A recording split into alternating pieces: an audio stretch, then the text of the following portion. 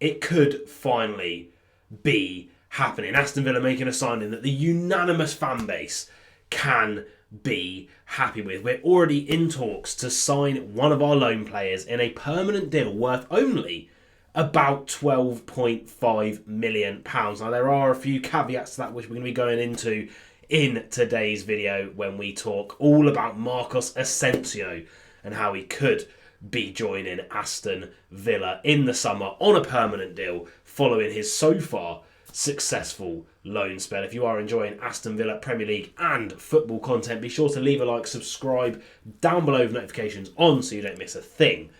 But let's get in to why Villa probably should make this signing, because he's goddamn good. But is Marcos Asensio deserving of a permanent deal at Aston Villa? Well, I'm here to tell you, absolutely, unequivocally, of course the guy is. In the Premier League this season, 2 goals already, a 7.10 rating from just 206 minutes played. He is a fresh 29, so he will be 30 next season, but for a player like him in his position, who doesn't particularly rely on pace, that's almost their prime, to be honest with you. This season for Aston Villa, as you can see on the right-hand side of the screen, 4 games, 2 goals, Premier League, 2 games, 2 goals, FA Cup, and 2 games, 3 goals for us in the Champions League, which we are now in the quarter-finals of against his home club, PSG. If we look a little bit deeper into his stats, and we're going to be doing the per 90s of the Premier League, but the total of everything else, just because of the amount of minutes that he's played. Champions League this season, he has played a couple of games for PSG, but I believe because of the way it works with group stage and knockout stage being almost 2 separate things, there might be a chance that he can play for us against PSG, which is very, very exciting, because I would love to have him in the squad for those games. He's completing 86.5% of his passes, 100% of his long balls, and 75% of his crosses. He's also completing 50% of his dribbles, 53.8% of his duels, and 66.7% of his tackles, which is very, very good across the board. If we switch over to the FA Cup, just the 2 games, but that is all he needed to make an impact. Already the 2 goals put him right at the top of the percentiles in terms of total in 106 minutes played. He's also got half of an expected assist already. I know that XG/XA stats are a little bit controversial, but he's created 3 chances in 106 minutes. That is pretty good going by my books. Also, 90% of those passes that he is playing are being completed to the man that he wants to get that pass off to. 2 successful dribbles, a 66.7% success rate on those as well. 11 touches in the opposition box, 74 in total. 2 tackles won, 100%. 5 duels won, 55.6%. An interception and 2 blocks as well.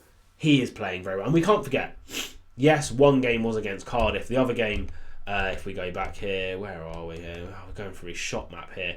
Was against Tottenham, of course. So no slouches, no slouches whatsoever. If we go over, though, to the Premier League and we go down, look at these per 90s. Like, we thought that John Duran was the best per 90 player that Aston Villa would see. Well, Marcos Asensio says, hold my paella. Is that what Pau Torres does? I don't know. They're both Spanish. They probably love that kind of stuff. And he says move on over, because he's in the top 98th percentile for all of those stats that you're seeing there in terms of shooting, apart from the non-penalty XG, which he is the 100th percentile already for those per 90 stats, completing 86.3% of his passes, 30 successful passes a game, creating nearly 2 chances a game. That's really, really impressive. The fact that he hasn't got an assist yet is actually quite surprising across all competitions with the amount of chances he is creating.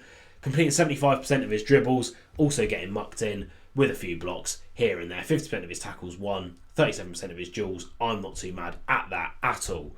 He definitely deserves that permanent transfer for what we've seen already. He plays perfectly in to an Unai Emery system. But what would that permanent deal look like, considering how good he's playing? Is it in the 30s, 40s millions?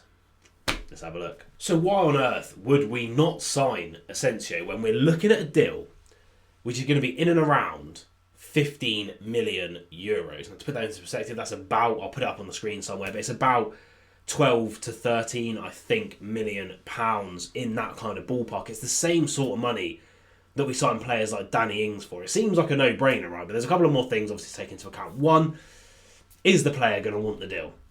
Currently at PSG, the way that he's playing, the form that he is in right now, would he want to go to Aston Villa, especially if we don't secure Champions League football for next season? There's another reason why Champions League might factor into this as well. But again, we're going to get into that a little bit later on. You know, yes, he seems, everyone says he's like the perfect Emery player, right? He's Emery to a T, and he's playing very well under Emery. He seems to like the atmosphere at Villa Park already. Who wouldn't?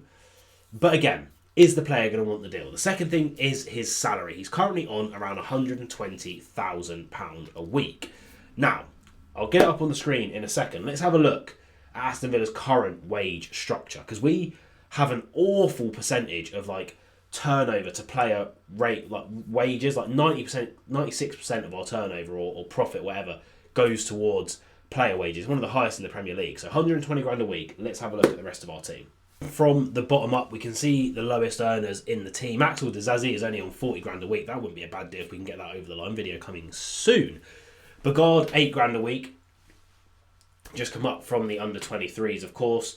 Andres Garcia, only 15,000 a week. Ross Barkley, 60. Jacob Ramsey, 70. Esri and Morgan, only on 75 grand a week. And they're two of our most important players. Matty Cash somehow fluking 80 grand a week. Pau Torres, 100. Tyrone Mings, a player who I do think will be off of the books in the summer, 100. Ian Matson, 100. Then comes in Asensio on 116.5. And then you get into the big earners. Now, we are giving Daniel Mallon £140,000 a week. That is 10,000 more than the 130 that Ollie Watkins is earning. Now, there's a chance Leon Bailey and Luca Digne could also depart the club, even John McGinn, who are all on 120. Our biggest earner, of course, Marcus Rashford, £225,000 a week.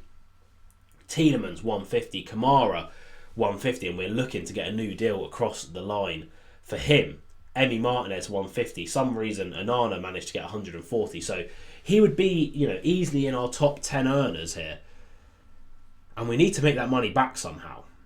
And that is why I think it's going to depend on if we get into Europe again next season. Now, whether that's the Europa League, through the FA Cup or the Premier League, the Champions League, if we dare to dream through the Premier League or winning the Champions League somehow, stranger things have happened. Leicester literally won the Premier League 10 years ago or whatever it was.